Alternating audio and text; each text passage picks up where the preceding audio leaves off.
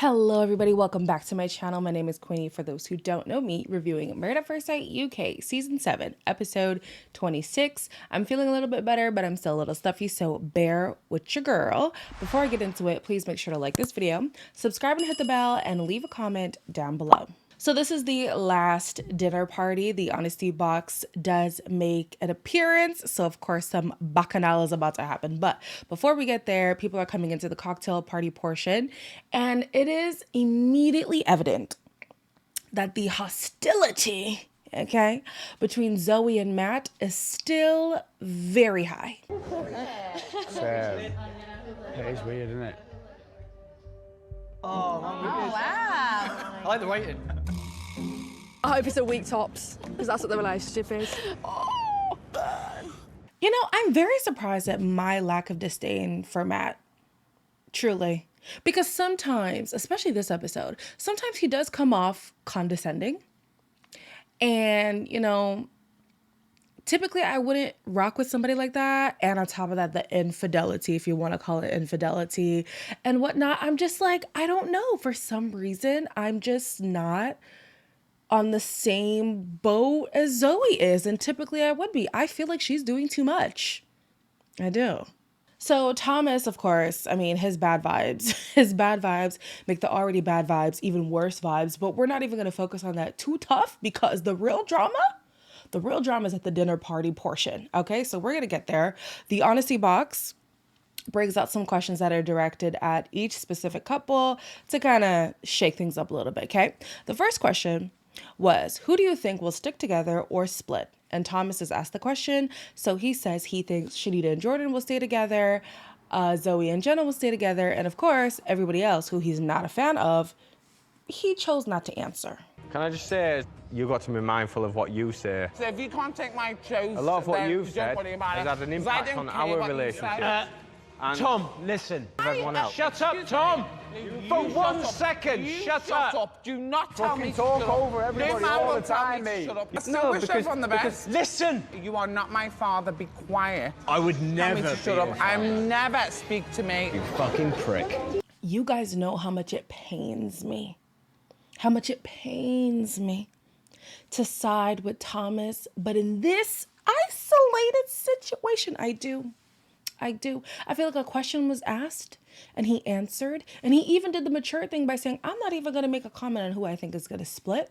I'm just going to say who I think is going to stay together and wish everybody else well. I don't know where Jonathan comes from now having an attitude, piping up and whatnot. And I'm just like, oh, this was the one time, okay, maybe not one time, but this is one of the few times that Thomas has actually chosen the high road. And y'all want to still like rag on him? Come on, bruh. Come on. And then George, if you don't pipe down, Georgie, what is this energy? Next question was directed at Jordan, asking when did he know that Shanita was the one? The first time I turned around and we stood on the aisle with each other and we had such a laugh and the chemistry was there, and I thought, yeah, she's the girl for me. And I thought, just in that moment, I thought, we've got something here. Absolutely correct. I absolutely agree. No protest over here. The connection was immediate. We felt the connection while they were being matched. Okay. Everybody has seen these two as the love story to watch this season. They've gone strength to strength. It's just mwah, chef's kiss. They also talk about being excited to build a life outside of here. I hope they work. Jenna asks Zoe if her fear of commitment is the biggest hurdle, if Zoe's fear of commitment is the biggest hurdle that they're going to have in their relationship. And she says yes. I have got a massive fear of commitment. It's probably our biggest hurdle. But I'm throwing myself into this and I'm trying to be vulnerable. Now, for me, I don't know if I just wasn't paying attention, but I felt like this was the first time I've actually heard Zoe articulate the fact that she does have commitment issues and that will be an issue in her relationship, because then it puts the whole relationship into context for me. The reason why she's so tough on compromising is because she self-sabotages. She has this fear of commitment, this fear of the unknown and whatnot. And that's why she'll rather just stay in her comfortable bubble. I don't want to try a different dietary plan. I don't want to live in a different place. I don't there's just so much that she's unbudging. Just go with it. that it makes sense that she also has commitment issues. You know what I mean? And so Jenna was asked what she would change in Zoe, and it was the stubbornness. There's a moment in the episode where, you know, Thomas and Adrian are talking about the genuine couples, well, who they perceive as the genuine couples in the experiment. However, they don't name themselves as one of the genuine couples, which, you know, is very telling on where they stand, and they had to have a very confronting conversation. Well, I'm looking around the table and I'm seeing how happy everyone is, and I just don't feel like that. He's got everything that I've ever wanted a man, just not that one thing that I need. I'm not ready to progress to that next stage, that sexual stage. I needed you to know that someone was there. You know, I wanted you to know that someone would stick through. And you did. And I wanted you to know that someone would care and protect Do you. you not think I feel all of them things? Now we know Thomas's whole MO is projection. So it's no surprise to me that seeing other people being in loving, seemingly loving relationships made him feel insecure, and he was projecting that a little bit. However, even if those other couples weren't there, it's clear that him and Adrian just weren't it. They just weren't it. I think Adrian was holding on for dear life to this relationship and has formed a very, very, very strong bond with somebody, but it's just not romantic, and that's okay. When they return, they make the announcement to the rest of the castmates that they are choosing to call it quits. And even though typically I'm a rooter. That doesn't even sound clean. Even though I root for love, typically, I was ready for this to die. The story was drawn out for me. I guess Thomas was here to bring the drama, but then I was like, this isn't kind of the drama that I wanted to partake in. However, he did bring it. So now that they're done, I'm glad I will not have to witness the next few episodes of Thomas. The next question was for Whitney and Matt regarding their biggest regrets in the experiment, if they had any. I don't even regret marrying Gemma. I don't regret the time spent. I don't regret any of that. You must regret how it come out, because that was horrible. Sorry, I thought this was me answering a question. So I'm just asking. It takes a lot of strength to expose yourself. 100%. Don't laugh, guys. It's not fair. There was some condescension. I know that's not a word, but you know, that's just the thing of the episode, okay? We're just gonna make up words and you're gonna understand what I'm saying. There was definitely some condescension in his response to Shanita. However, I understand his point of view. Like, how can I regret the infidelity if that led me to the person who I'm currently with? You know? I do think that he genuinely regrets hurting Gemma. But I'm sorry, if you just watch him and Gemma, it was a no. It was a no. Two things can be true. Matt could have handled the situation wrong, and Gemma could have been a piece of work to be married to. So the question is asked,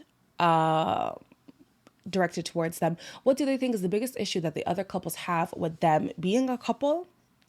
And they said jealousy. I would say personally, that's not my. I would say that's. No, hang on. Sorry, one sec.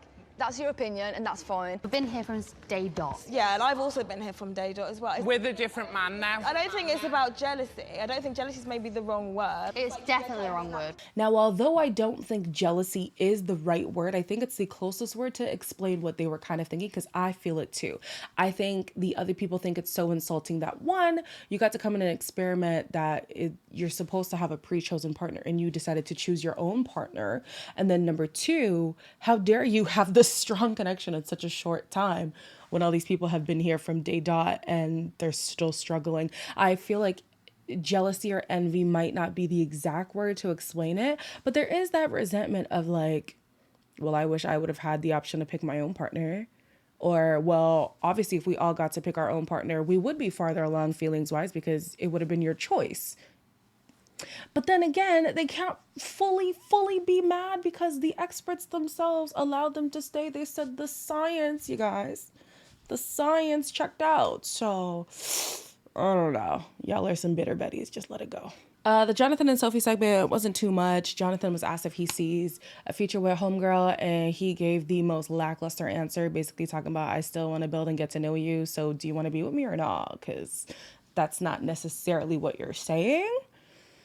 Anyways, Sophie was asked if he was who she wanted, and she said not necessarily what she wanted, but definitely what she needs, and she doesn't regret being partnered with him. Sophie, I'm going to need you to be honest. I'm going to need you to be honest. One thing I love about Sophie, but it is to her detriment, she loves to protect Jonathan. And that is a great attribute to have as a spouse, especially when you're trying to present as a united front. But I need you to be honest with this man. He is not what you need, nor what you want. Trust comes up for both George and April in both their questions. And George gets emotional. Oh, no. I know the answer to this one. Do you trust me? I don't trust myself to let go. I know what you've been through, so I will be patient as long as you need me to be. No. That was nice though, you two. It was nice to see. I'm so sorry. George does not need a partner. He needs a therapist. This man needs to pause, heal, reflect, return to dating because, whew, there is nothing wrong with having scars, but open wounds, we need to treat those because now you're bleeding on people, George. You're bleeding on people. Last but not least, the infamous question of who is the fakest couple comes up and chaos ensues. Tom and Adrian. Peace out. Can I just clear that one up, actually? Any one person in this world who is going to tell me that I didn't work my ass off, it most certainly will not be someone who didn't give his a day. I'm not interested in any. You've got Thomas, you're not interested in fucking nothing but yourself, you loud Don't start it. No, I'm Keep your fucking big sober balls and today, sit mate. down. Just leave it. Adrian, well done. I actually thought you were more articulate than this and more I of am an very intelligent man, articulate. but clearly you are. I've literally respected you so much throughout this whole thing, and you show me none. So actually, you're done. I'm not even gonna lie to you guys. The bass in Matt's voice, I wanted to piss myself. Yell at me like that. I will cry. I will cry. Don't raise your voice like that at me. I'm soft. I'm tender. All right. You're doing a lot right here, Matt. But I do agree. I do think that Adrian and Thomas are the fakest couple, not because they've been disingenuous, but because I think Adrian was in denial of his true feelings that he had for Thomas, or he had yet to realize, you know? I think it's either, and I don't think there's a third option. I think it's either he knew he wasn't there, but wanted to fake the funk until maybe the feelings arose, or he genuinely did think he had strong romantic feelings for Thomas and then later realized that wasn't the case. So yeah, I'd have to agree that it's Adrian and Thomas that are the fakest, but damn, was the room tense. Okay. The next episode is the commitment ceremony. Who do I see staying together? Of the last couples, honestly, it might be everybody besides Sophie and Jonathan. I think everybody has the potential to stay together as it stands right now. Now, reunion, that's a different topic, but we have yet to get there. As always, like, comment, share, and subscribe, and I'll see you guys in the next one.